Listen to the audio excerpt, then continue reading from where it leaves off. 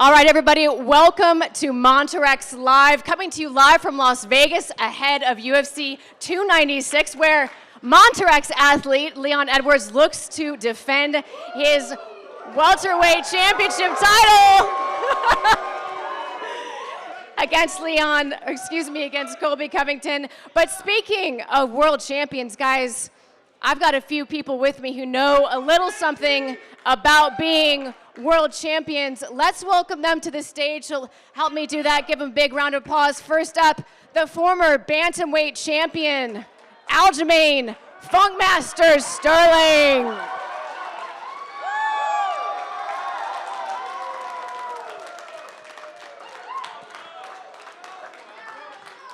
Thanks so much for joining us, Aljo. And of course, a man who needs no introduction, the reigning BMF champion, Justin Gaethje.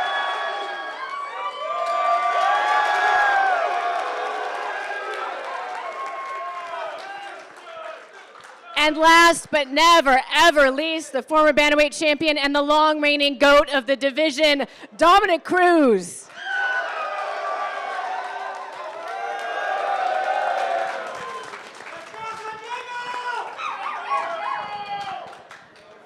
Thanks for coming out, guys. Lots of fun. Well, we wanted to give these fans an opportunity to get to know you guys a little bit. You guys all have a lot of fans in the house tonight.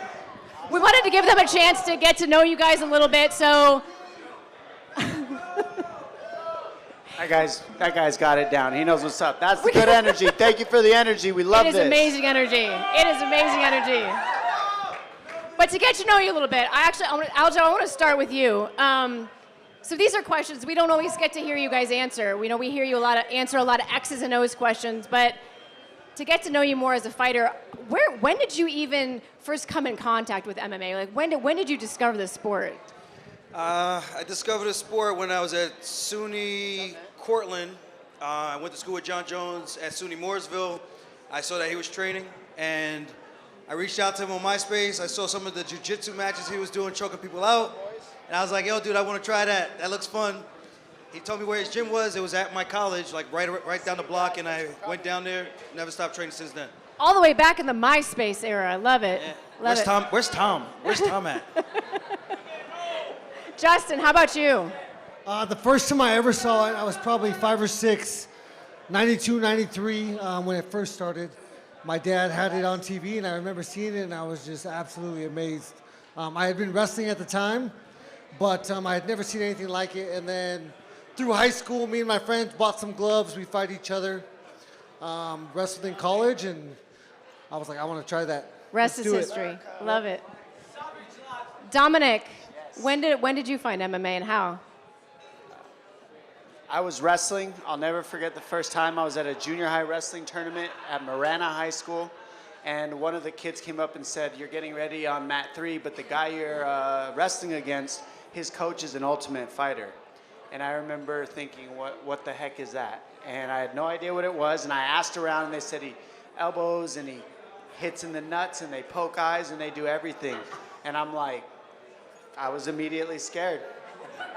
Immediately. And I said I could never do that. I'm so scared to go on this wrestling mat. How could I face somebody like that? And that was my first experience. So Justin was immediately in, and Dominick was like, no thank you. I was terrified. Honestly, I could never even dream of it, because wrestling was so scary in the first place. Scary you don't want to get beat in front of everybody. It sucks. Well, you guys all have that wrestling base in common, but when did it go from like MMA is something I want to do to MMA is my career? When was that for each of you? I'll start with you again. When I first realized this is what I wanted to do, I was in college, so I was a full-time student at the same time when I went pro. And I think it was after my first amateur fight, I hit the guy. This was when I was just crazy, watching YouTube videos of Anderson Silva doing crazy shit. And I hit him with the cross, it split his eye open, and I was just like, that was crazy. Never done anything like that before. And from then I was like, well, maybe there's something to this. Let me try and see how far I could go. And fortunately, it's worked out. You fell in love with the bloodlust. It was a unique experience. Justin, what about for you? When were you all in on this being not just a thing you did, but like your life, your career? I think it was just kind of really by accident. I started in college in between wrestling seasons. I won 7 amateur fights, and then was done wrestling. I was like, I'm gonna try tough fight.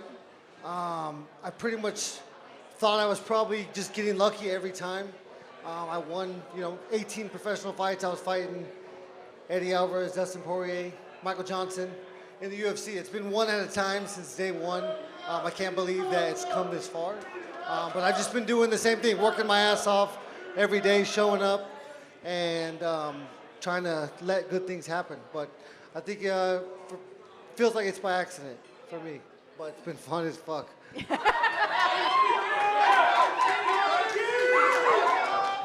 And Dominic, for you, it's not just one career for you. It's basically 2 careers for you. So when did MMA become not just something that you were passionate about? When was it, your career and your life? Well, I mean, I think it kind of becomes a career for all of us at this point, and then you branch out. Once you get to a certain level, you start getting other jobs, and that's what you never really understand about it. But for me, it started because I was going to college to be a firefighter, and then I was still fighting on the weekends, and I was working 3 jobs, and I didn't, while I was going to school like everybody else. And then I was just fighting on the weekends. I got to 6-0 until I was like, man, I've like won 6 fights somehow. I don't know how this happened. And I was paying money at that time to fight because it was $350 for medicals, and only $50 was I getting paid to fight. And I was driving up to Phoenix for these fights. So at this time, it was just keeping me from getting in trouble on the streets. Right then, I decided, all right, am I going to take this for real and quit school, or am I going to and follow my heart and enjoy this thing and enjoy the ride, or am I going to stay the white picket fence, go to college, go to work? I decided to go fight people in an octagon instead, and here I am in front of you guys, so thank you. And we are all so grateful that you made that choice. So thank you for making that choice. I know everybody up here really draws inspiration from different people and different things, coaches, other fighters. So who have been some of the biggest influences in your career, whether it's another fighter, a teammate, or a coach? Biggest influence for me, Uriah Faber, GSP, John Jones, and Forrest Griffin and Dominic Cruz. As a fan, is that what you're saying? As a fan coming up, those are like the people I was watching on my way up, people I was trying to mimic their style, that type of thing. Dom's footwork, Faber's chokes, Forrest Griffin, his just toughness, and then you have John Jones, his creativity, and then GSP just being smart and just outclassing everybody. Is it pretty cool to be sitting on a stage with someone that... Long time coming. Yeah, right? yeah, absolutely. Crazy. Absolutely. And Justin, how about you?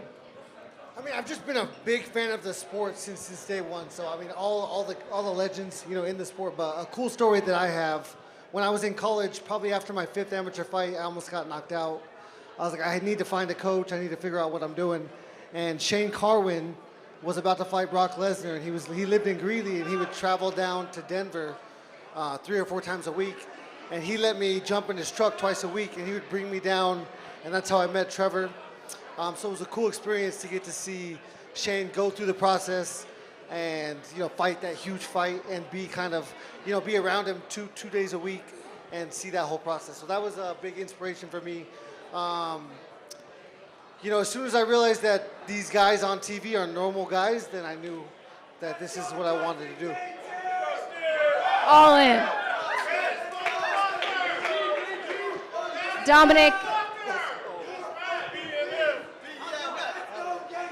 Dominic, you've been an inspiration for so many people.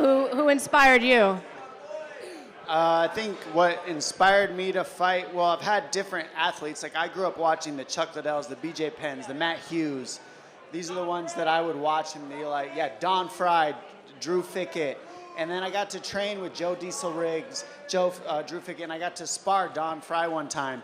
And when you get to do these things with these people, you learn that, like Gaethje said, they're human, and wow, I can make a difference for my family. So it was the wanting to make a difference for my mom one day, buy a house for her, be able to do things for my family, but also knowing that these awesome, badass athletes were the ones that I could be like them that inspired me. So yeah, it was the people that fought me and punched me that inspired me most of the time.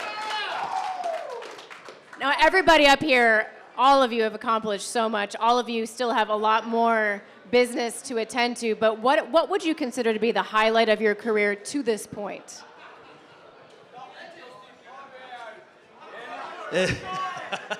Getting hosted by you, Mrs. Sanko. Let's go.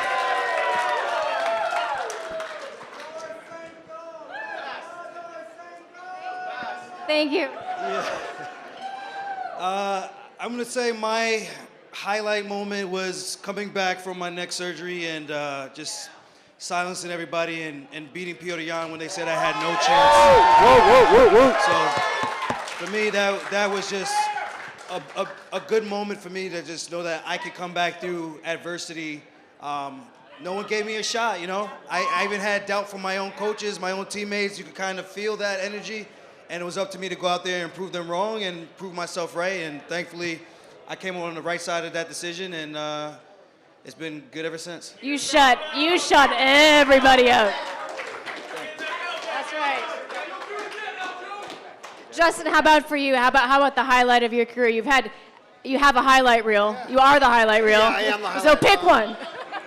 I mean, there's so many fights. I mean, I think my fight with Michael Johnson was probably my favorite fight because it was the first time I got to introduce myself to you guys, and I've been the most consistent guy that's ever stepped in there since that day. The last fight, Dustin Poirier, to be able to come back, get redemption on that fight was perfect. But completely honest with you, coming from a small town, dreaming of being a professional athlete, my highlight is taking random pictures with random people, getting to do stuff like this. I'm really serious. Again, when I learned those people were normal people, I knew that I could be special. And I love the chance to show every person that I take a picture with that I'm just as normal as them, and nobody's special. And yeah, those are my favorite experiences through this whole ride. And that's why they love you. That's why they love you.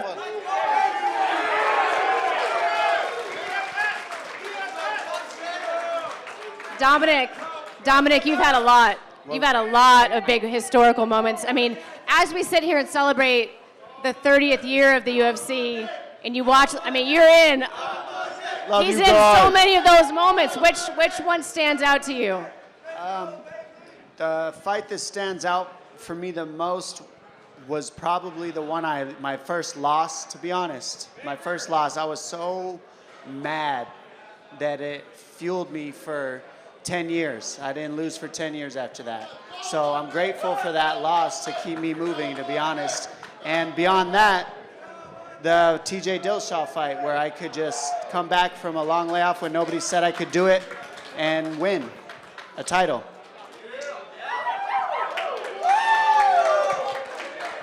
I think the way that you have always reflected on your losses stands out to me, so thank you for saying that. Like, you're such an inspiration in the way that you handle adversity and everything. Can anybody here really say that their first loss didn't F them up a little bit? Yeah, for sure. Everybody here is lost, right? Yeah. Who here is lost? Part of our life. Part of our life. We don't want to admit it sometimes, but it's part of it. We back up. It's how you get up and keep going, and now we're here. That's right. Well, let's spin it forward a little bit, because this is when the questions get good. I want to know what's next, and I'm going to continue to go in order. I'm fascinated, like, what weight class are we going to see you next? I'm coming up to 145.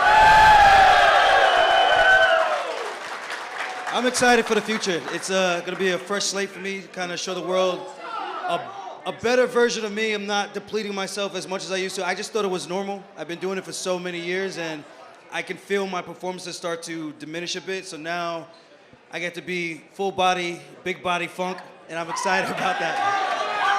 So if Max Holloway is not going to sign the dotted line, then I welcome Calvin Kattar for him to come back. He's a guy I actually trained with when I was an amateur fighter back in like 2010. We got to roll with each other way back then. It's kind of crazy to see where our careers have both gone. And it'll be no animosity. It'll just be a good old New York versus Boston all over again. So let's get it. both of those matchups would be absolutely nuts, and I'm here for big body Aljo all day. I'm excited to see that. Absolutely. Let the man eat. Let the man eat. Absolutely. Justin. I wish you had something to announce. We all know what we want to see next. Yeah. Islam. Hey, I just got the opportunity to look Dana in the eye and tell him that's the fight that I want. I think Charles Oliveira had the chance in October. He didn't show up. And honestly, there's not one better way Islam can fight that fight and win in a better way. So there's no way that he wants that fight. He wants a fresh opponent. That's me. I have 2 big wins. Coming off 2 big wins, I deserve it. I earned it. And it's gonna be fucking awesome when I pull this shit off. It's gonna be inspirational. I have a chance to inspire the world, and I'm gonna work my hardest, and I'm gonna do everything I can to make that happen. So that's the plan. Let's give the people what they want. I hope we can make that happen, Justin. That would be absolutely amazing. Dominic, I heard you're back training. You're feeling good. What's the timeline like for you? Yeah, I like 300 or the Miami card or maybe something later, but right now I'm feeling healthy, and that's what's most important. I'm ready to get back in there this year. This is just me talking as a person, but if I don't see Dominic Cruz on UFC 300, I'm gonna start throwing stuff. Like, come on! I'd love to. We'll see what happens. I'm with you guys. Well, let's spin it forward a little bit to this weekend, because we have some absolutely insane fights to talk about. So I want to talk a little X's and O's with you. I've worked with each of you in an analyst capacity, so we can get down into some brass tacks now. Let's start with the Tony Ferguson Paddy Pimblett fight, and just for the sake of mixing things up, Dominic, I'm going to go to you first. I think a lot of people describe this fight as kind of a lose-lose for Paddy and a must-win for Tony Ferguson. Who do you really feel like has the most at stake in that matchup? Man, what a question, right? When you put it in do or die for both of them.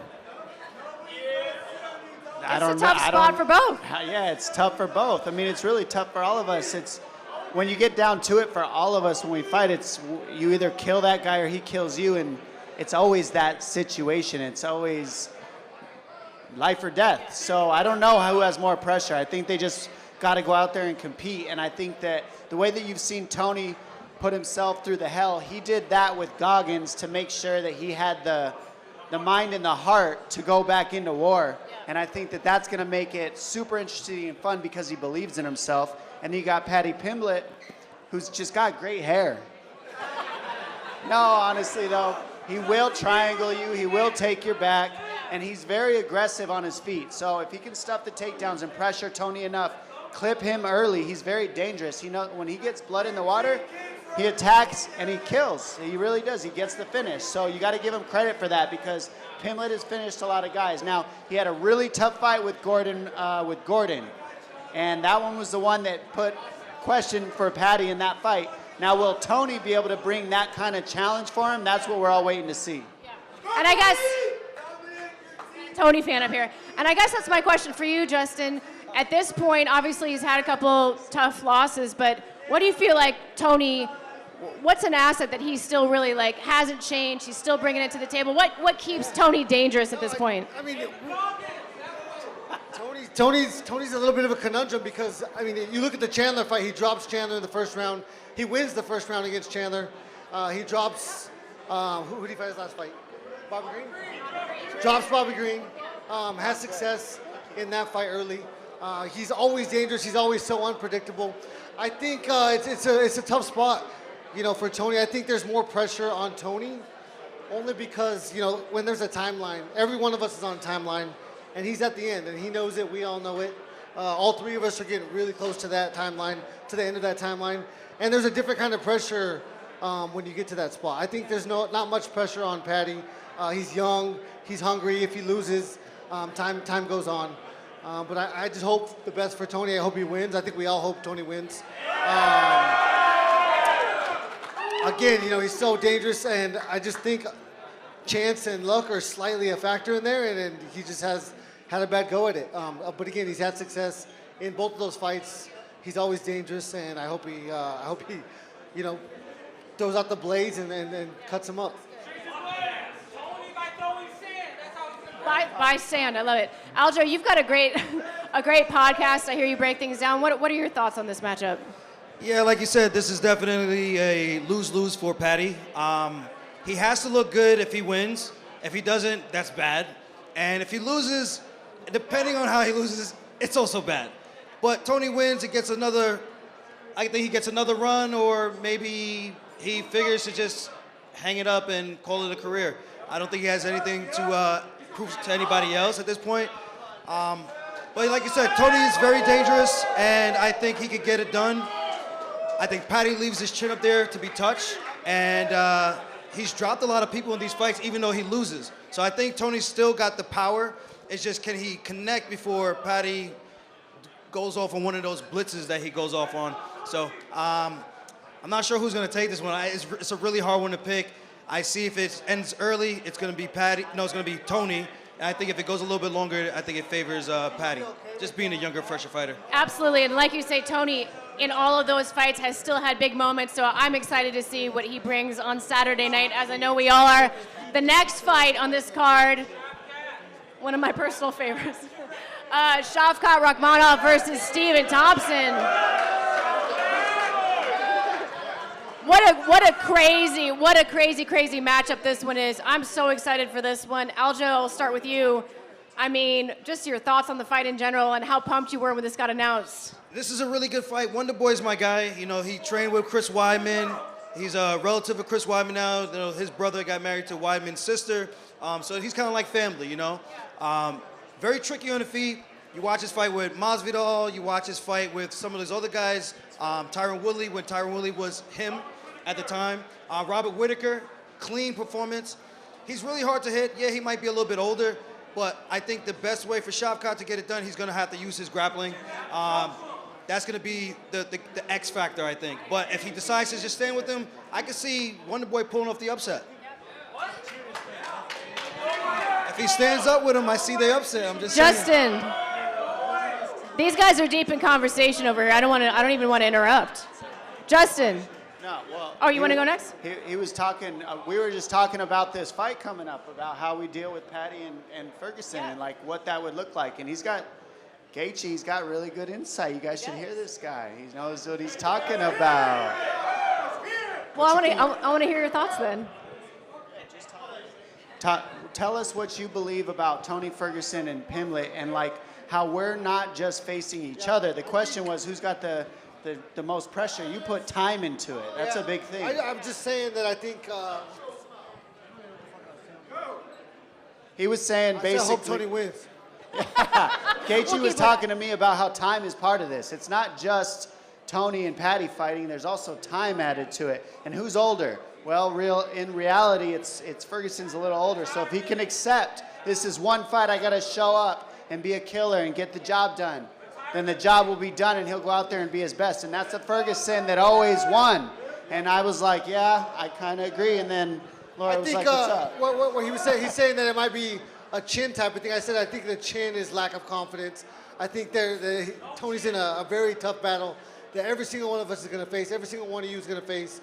You know, when you're facing adversity, and you got to find confidence in yourself and belief. And I think he has that. I think again, you know, tide is a huge thing. I think if he can get the momentum going in his favor early, I think we can have a great Tony Ferguson. And I was saying, there's really no pressure on Tony Ferguson if he could just be okay with one at a time. This might be my last one. I'm going to go out there. I'm going to be perfect. And he could be perfect like that. But if he's like, I want to be a champion in the future, then I think that would be foolish and that would add way too much pressure. Surrender to the outcome, Yes. whatever it is. Yeah, I like what exactly. he said too about one at a time. Like if you think about watching certain fighters fight, it's like I'm going in there to win an athletic competition because I want to move on to my life and live my life. Well, I mean, me and Gaethje were kind of saying that everybody's different. Some people, this is one fight at a time because it's life or death. So it's not beyond that. So look at it one fight at a time, or do I look at it as, oh, I'm going to get through this and live my life? Each person's different, And the mentality and the seriousness going into the fight, I think, really changes the mentality of the fight itself. Dominic, your quick thoughts on Shavkat versus Stephen Thompson. What do you like about that fight? He said Shavkat eats horse meat, so we're gonna go with that. It worked for Overeem. No, honestly, I like that fight because we haven't seen anybody really be able to stand up with Wonder Boy. He's just spinning heel kick everybody to death. So this guy can do the same moves. He's sick on the feet. He also can wrestle, though. I think we're going to see him come out and mix in the wrestling. We haven't had to see him challenged in the wrestling yet. And I think that we're going to see if Wonder Boy's wrestling defense is as good as he thinks it is, mixed in with the grappling, or with the striking. So he's got the striking to get he's got the confidence to beat Wonder Boy. So I think that with that striking, we're going to find out if he can make Wonder Boy's grappling defense a little less, and then he can mix it up. It's a tough fight because do they stay standing or the whole time? Does he go toe-to-toe with Wonder Boy? What do you guys think? Does he go toe-to-toe? I think he's got to take him down. He's got to take him down. Yeah, I think he's going to try. I think Wonder Boy has the ability to make some very interesting matchups and make some really weird shit happen. His ability, his karate stance, his constant hesitation, Shavkat's going to have to walk through that. And if he does, I think he's going to, put him on the fence and have that kind of fight. But if he's hesitant to go in there, I think we'll see some weird shit in this fight, honestly, like a weird delay type of funky stuff. I'm not sure how the fight's going to go. I think most likely Shavkat has to try and bully him, and I think he probably finds success there. But, you never know with Wonder Boy. And Justin, while I've got you, the co-main event, both these guys fight in a style I feel like you really would appreciate. Alexandre Pantoja versus Brandon Royval, the flyweight title. These guys are crazy, right? They get right in there and mix it up. What are you expecting from the co-main event on Saturday? I think this will be the most exciting fight of the night. I mean, both of these guys, they have incredible skills, very different in their approach. But Brandon Royval with that knee knockout, Pantoja with his fight over Moreno last fight. The higher we get, the less we see at the quickness and the explosions. And these guys are incredibly, not only technical, but they got the ability to put their lights out. So I love watching the small guys, especially when they have the kind of ability that both of these guys have. I think it's going to be the best fight of the night, no doubt. I was asked this morning who had the best back take in the UFC and if it was Alexandre Pantoja, and I said, no, it's Aljamain Sterling. Duh. However, he does have a very good one. What do you think of the flyweight matchup? What are you expecting? I do think Royval, Mr. Raw Dog, has the skills to win. The only thing is he tends to spin a lot. Sometimes he makes some mistakes, and I think that's what happened in their first fight. He gave up his back. And once Pantoja gets there, he's very hard to defend, and he puts guys away. So he had some mistakes when he fought Brandon Moreno. I know Brandon made those adjustments when they fought.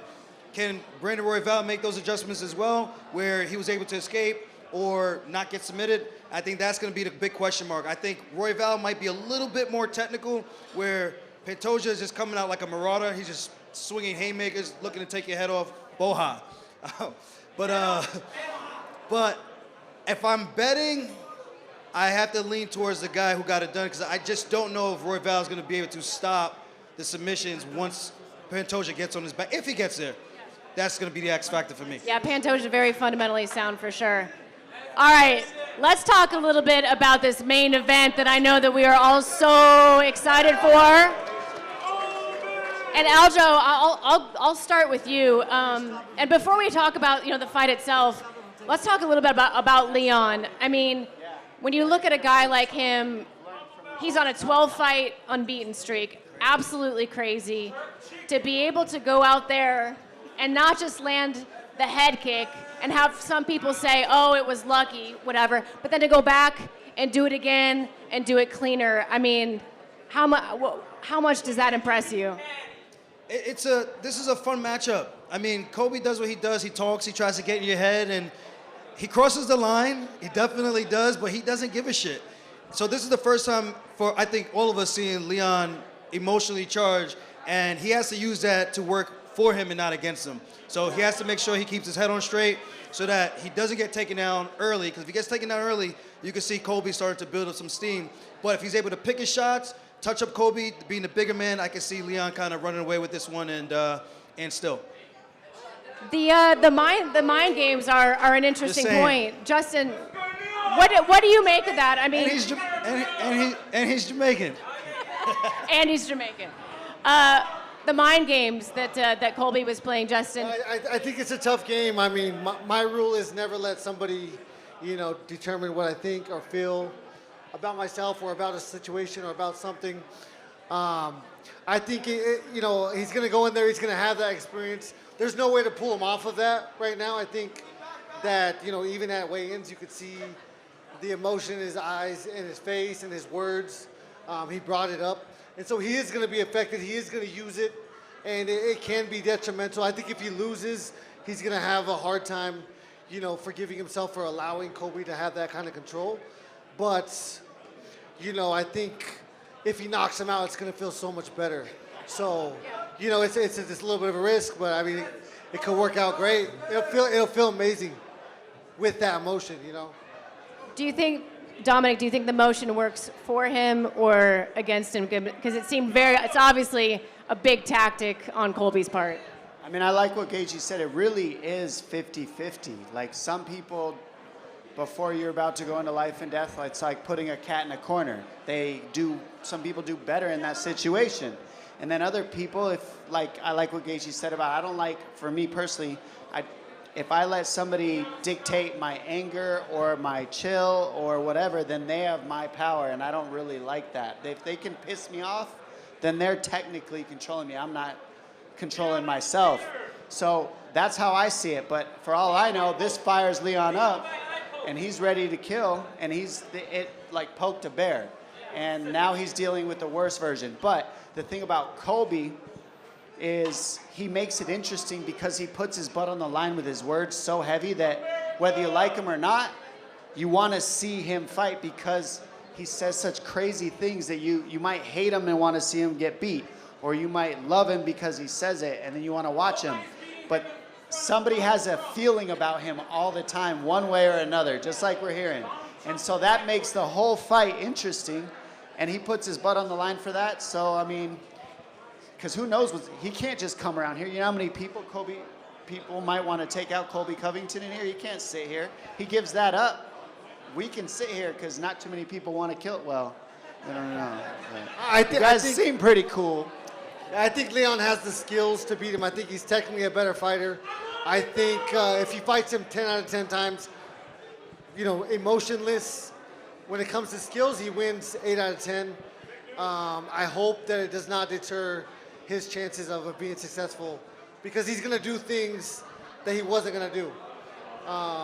He's going to go more, he's going to throw more, and those guys don't win more. So we'll see how it works. Aljo, what do you feel like are some of the keys for Leon to be able to get? Because, I mean, Colby, such a high-pressure guy, relentless pursuit of the takedown. Obviously, the cardio is insane. So how does Leon go out there and really control this fight in your mind? I think he's got to dominate the hand fighting, control the distance, use his footwork. It's southpaw versus southpaw, which makes it interesting. Take away the legs of Colby when he can, but he got to make sure he doesn't give it up where it's a naked kick where he can get taken down off of that. And I think if he does that well, he's a cleaner, sharper, harder hitting guy. And I think if he touches him up a couple times, it can kind of discourage Colby. But then Colby's also crazy enough to just keep walking forward. So that's kind of what I want to see. Yeah. How much is he willing to go? Because he talked a whole lot of shit. Now he's got to back it up. He's got to. And, of course, Donnie's going to be watching. So he's got to do it for Donald Trump. So I'm excited about this one. Can he take Leon down? And can he keep him down? Leon showed great takedown defense against one of the best takedown artists in Kamaru Usman. But Colby's a little bit different with his tenacity trying to go for that takedown. So can Leon do it again against someone like Colby, who's also in your head a little bit, whether or not he wants to admit it or not? I think that's really the question, right? And Dom, for you, that second fight against, well, I guess it was the third fight against Kamaru Usman, the adjustments he made between the two title fights were amazing. The kicks were such a huge part of it. Do you feel like, we're going to see yet another iteration of Leon Edwards. Is there enough comparison, I guess, between Kamaru and Colby for him to carry on that, or is this a totally different task? No, there's a comparison. I mean, think about it. Usman beat Colby multiple times, and he didn't just beat him a little bit. He beat him pretty good. So Leon Edwards definitely has a recipe. How can you not say that to wrestlers that try to strike more? And that's basically what Colby's going to do. So he has a recipe, and I think fighting Usman this many times back to back, he just has to follow the exact same thing he did with Usman, the same composure, the same balance, the same use the fence, and I think he can set up a kill shot just like he did last time. Can we run down the line for a quick pick on the main event? You don't have to if you don't want to. Yeah, they can do one. Let's go, guys. All right, I had to do it today already. And still or and new? You want me to go first, guys? Yeah, you go first. first. I think it's end still. I think Leon Edwards Tom's gets like, it I done. got this. Leon Edwards gets it done again. I think he does. And still or and new, Justin? I've said many prayers that Colby Covington just goes to sleep. That's it. That's it. I don't cheer against America often, but, fuck that guy. I don't know Colby, so not like that. I don't know. You heard what he said yesterday. That's the person he is. Whether it's real or not, it doesn't matter. If that's your friend, he dressed as Christopher. If that's your friend, you're no friend of mine. He's not my friend, but he dressed as Christopher Columbus. So I don't know what he's doing. He ain't American either. I don't know what he's doing. I don't think he's being authentic at all. I think he's just putting on a show, pissing people off, and it's working. Aljo, you don't have to if you don't want to, but they did. I'm just saying. I'm going with my Jamaican brother. I'm going with Leon Edwards, and still. I love it. Guys, thank you so much for joining us tonight. Thanks for being here. You guys are great. Thank you. Appreciate you guys. That was awesome. Thank you guys. Thanks for coming. Hold on. Wait. A couple of housekeeping things. First of all, let's hear it for all these special guests. Remember to give Montirex at Montirex, a let's follow go. on Instagram to register. These boys to are win working hard. They've been doing a great the job. Leon Edwards t-shirt. Now listen up. Here's how we're going to do this, okay? For the next hour, Dominic, Justin, Aljo, and myself will be taking photos with all of you guys. Here's what we ask, okay? We ask that you line up single file over by the VIP ropes. And we're only going to do pictures, guys. We do not have time to sign stuff. We love you. We wish we could, but there's not time for that photo. We love y'all. Thank you guys so much. If you're smart and you actually want to look good in the picture, stand next to Sanko. Not Thanks, me. Tom. Thank you guys so much.